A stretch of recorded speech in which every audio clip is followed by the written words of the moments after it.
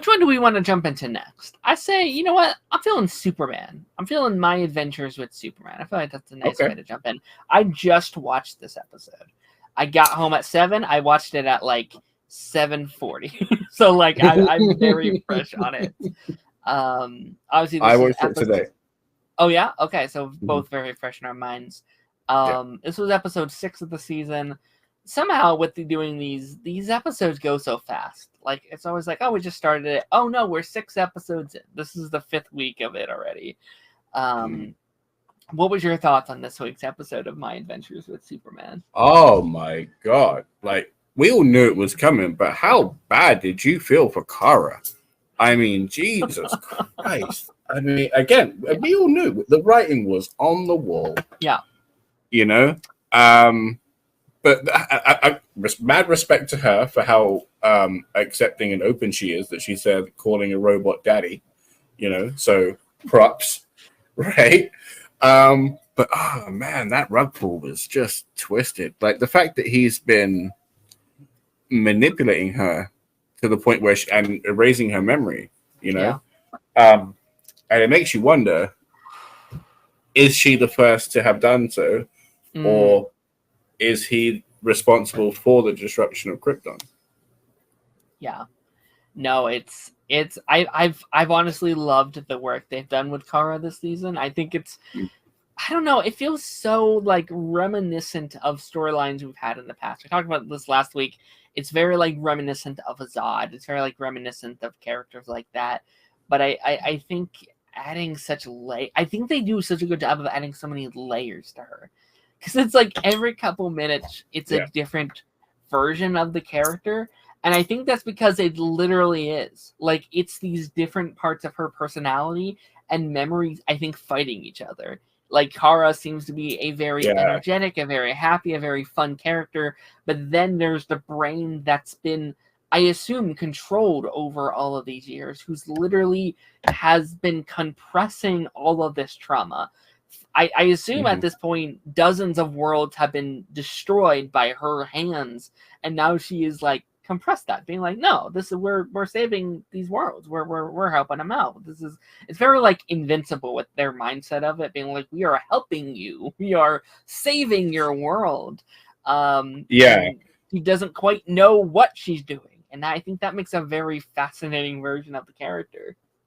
How twisted is it that when she is causing all of that destruction, like in Krypton's name, under his control, like the afterwards, he has to sit there and like just lie to her and go, yeah, by the way, we went and had ice cream. There was a utopia. Everybody was flying and reading books at the same time. It was just so nice. Yeah. Not telling her that she's just laser beamed everybody, you know? Oh, dude. Yeah. Oh. Dark. That's so dark. It's very dark. Yeah, the like Thanagarians are like dead in this universe. I know. And how interesting did they look? Honestly, they looked really, really cool. And that makes me think that Hawkman and Hawkgirl aren't on planet. We're gonna get them later, and they're gonna have like a whole hatred for Superman and Supergirl. That would kind of make sense if like, can you imagine like an invasion and they're like, your cousin freaking destroyed our planet, so we're gonna take yours now. Like, that'd be a fantastic arc for a season. Like, dude. think about this, right? So one of there was 3 planets that they were talking about, right? I couldn't quite hear it. I think one of them was called Helveta, one of them was called Euphorix, and I think one of them was obviously Thanagar, right? Yes. So like one of the people that was fighting Clark was a Green Lantern, obviously. Yes. Right? So at some point, they are going to be aware of what Kara has done. And she is going to have to be held accountable by the space police. Yeah.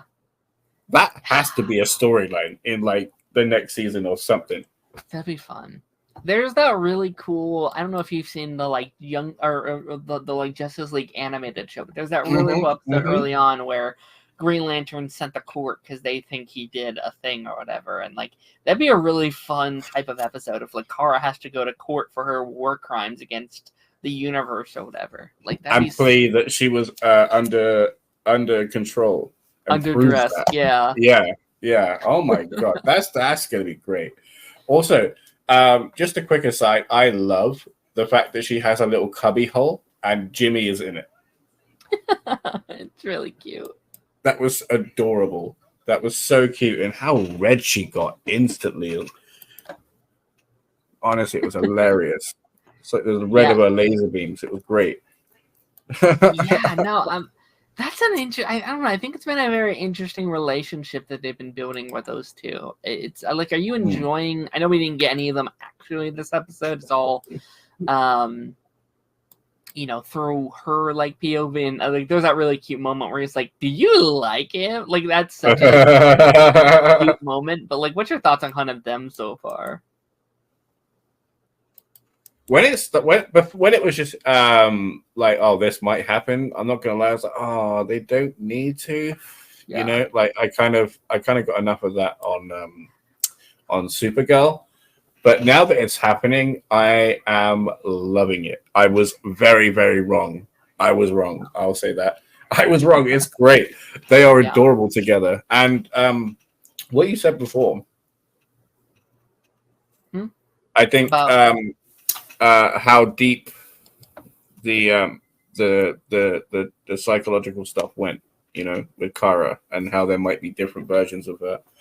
I think how she's latching onto Jimmy might be a part of that, because he brings out the more relaxed and true side of her. Sure. That would lead to a deeper connection, especially with a victim, which she obviously is. She is. Yeah, it's interesting because that's probably the first time she's had like actual human connection with someone, right? Like I assume obviously she's been interacting with a robot, with an android up, this super intelligent father figure to her, and she's had really, I would assume, up until this point, no actual thoughts of her own. There's been no one to like, and perhaps we haven't seen all these other things, like perhaps there's maybe been people to try and change her mind or whatever. Like we haven't seen all these other adventures she's gone on to the planets, but I assume this is the first time just someone that like is like, wait, but why are you doing this? Like, wait, what is happening here? And I think like the scenes with her and Clark within this episode are very well done. I think they're very good to be like, but what is actually happening here? And it's just like, well, it was supposed to be. And I also assume this is the first time she's gone back to a planet that's been like destroyed, where it's like, oh, I thought they were good. I thought everything was okay. Why these things aren't lining up. So I think that's really fascinating. I absolutely love where they took this episode. Do you know where I am? I want to talk a little bit about the interesting choices they're making with the difference in origin, right? But a little bit off of that, like not like because there's the origin and then there's the powers, right?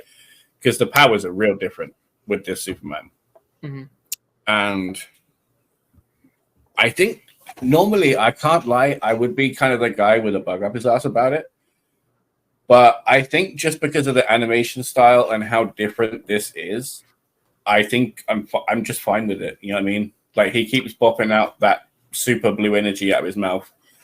I'm like, okay, you know, this is where we are. It's fine, you know. But what I find super interesting is Krypton itself, right? What's Brainiac's plan here? Because an empire needs people to live in it. You can't just have an empire of nothing. Tell that to the guy in the Doctor Who, right? We'll get to that. But yeah, like there's no minions or anything. It's like it's just you're a ruler of dust, literally here. You know, like what is your end game and why are you doing this?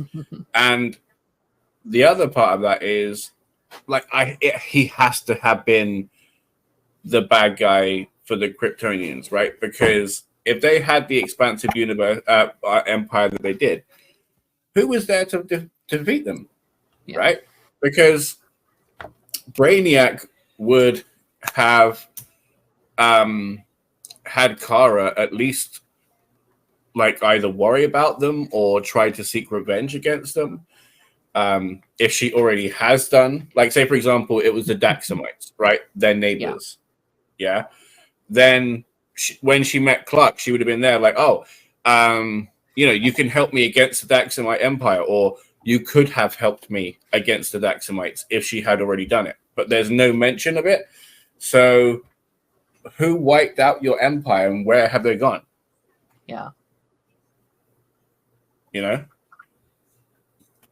I am wondering, like, what his main goal is. Like, is it just like a lot, like, because like in his mind he keeps saying, oh, like we're rebuilding it, we're fixing it or whatever, but I wonder if that is just a lie. Like, if in alternate reality it's like, well, it's to take out, like, it, like, I am the most powerful and everyone else is a threat to me, so I'm going to take them out.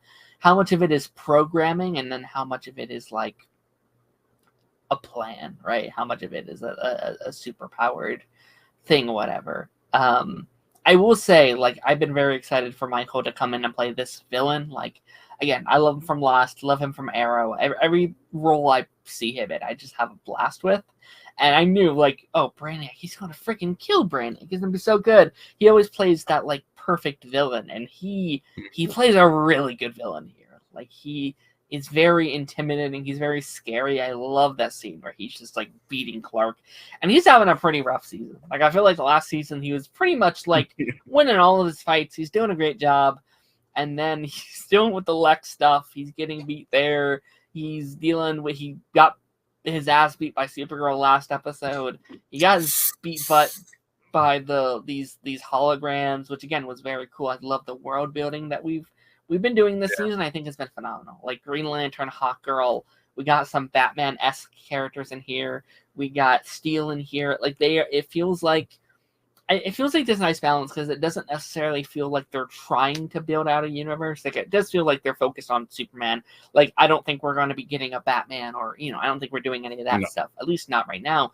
But it does feel like the world is so much bigger than it is. Like, it's a Superman show, but also, hey, these do exist elsewhere, and you can imagine those being there. So I think they've been doing that really well. How beautiful was the work with the Green Lantern, that his power was also a part of his body? That was cool. Yeah. So cool. It was like a version of Lantern that I never saw before. Yeah. Oh? Yeah, exactly. Yeah, same. Okay. You froze on me. Same. I was like, I don't know what happened. I was just, yeah, no, yeah, it happens every time one of us clicks onto another tab or something, weirdly. Oh.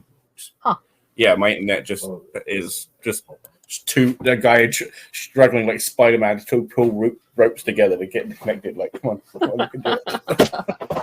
Yeah.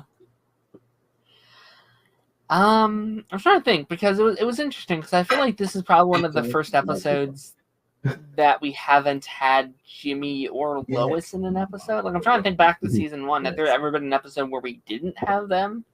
No. Okay, so this is the first one. Pretty sure. Yeah. Like, yeah, I did miss them, but I didn't.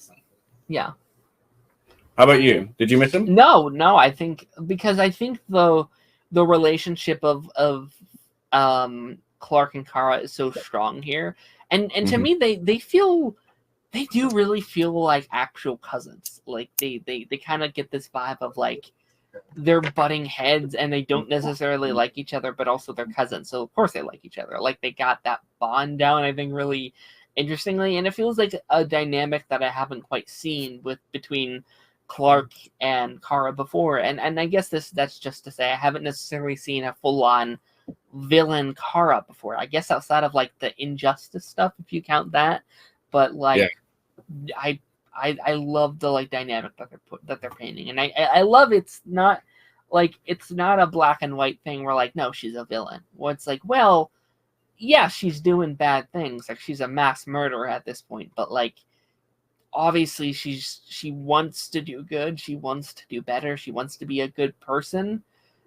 She just doesn't know how at the moment. She doesn't know, and I think by the, I don't know, because like, where do we think we go from here? Because Clark is still in space. He's captured by Brainiac. Like, where do we go next episode. Like I think next episode is actually a Jimmy episode, so maybe we focus a lot more on Jimmy and Lois next time.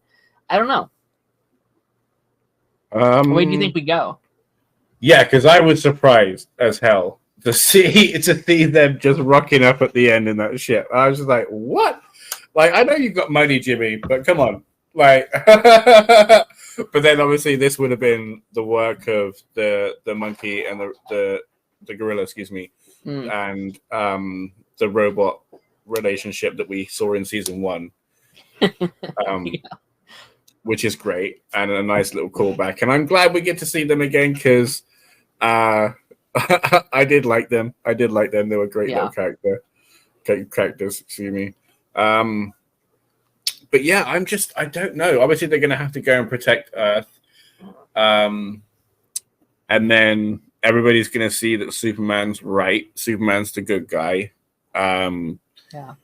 Because he's going to protect everybody from the bad guys. And then Task Force X and Superman are going to have to team up with Kara to take on Brainiac. And, you know, Task Force X are obviously going to be used to deal with the robots so that Clark and Kara can be busy fighting Brainiac himself, which they're going to definitely need to work together because he's so strong. But how do you feel about the people of Kandor and wherever they showed us on Krypton just flying about together? Yeah. Just casually flying about. How did you feel about that? Yeah, that's interesting because typically they don't have powers. I didn't really think about that. Maybe it's technology that they're flying with? I don't know. No, they have a yellow sun, right? So in season 1, they're rocking with a yellow sun that gets turned red and then explodes. Oh, gotcha. Okay. Right. So somebody did that to them. So this is what I mean. Like somebody came and got them, and I'm dying to know who. Absolutely dying to know. Yeah. Like it's they've taken everything about Superman's origin and kind of twisted it or put it on its head. Yeah. And I'm more intrigued now than ever. I'm not annoyed by it. I'm intrigued. I agree. Yeah, and that's the thing I think makes it stand out a little bit because it's like someone